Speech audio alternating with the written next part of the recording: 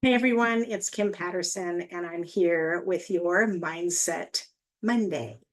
And today I want to talk about when something happens to you, when somebody else does something to offend you or upset you, or even makes you happy.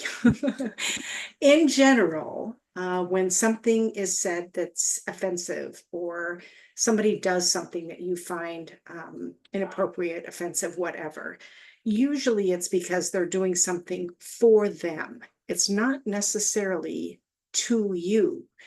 And part of this has to do with how we view things. And so when something happens to you, taking a deep breath before we react, and then it gives us an opportunity to respond instead.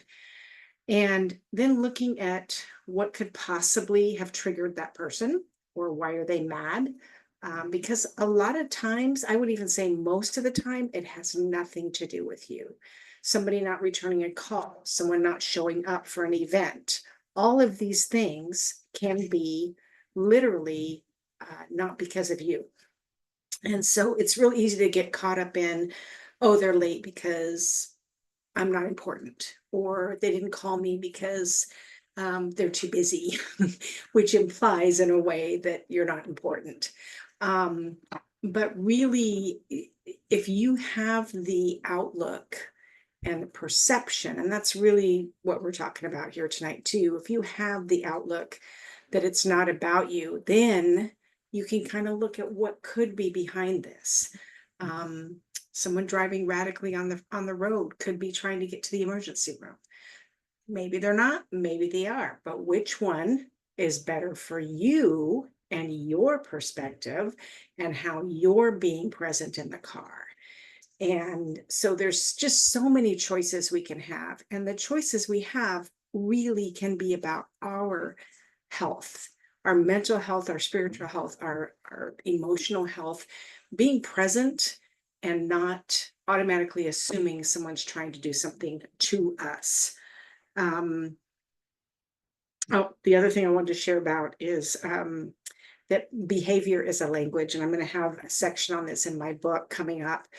But when I used to teach special ed, I started to learn that certain behaviors were getting to the point, and I could notice triggers in the kids where they're getting ready to have a meltdown, or getting ready to have a lot of anger come up. And I could start to notice that. And so the same thing is true with adults, not just kids and not just special ed kids. Um, Behavior is a language. And if we didn't speak and someone was still angry in the room, you know that they're angry because of their body language, because of the energy in the room. You could even walk in a room and not see somebody, have them be in a different room, and you can feel anger.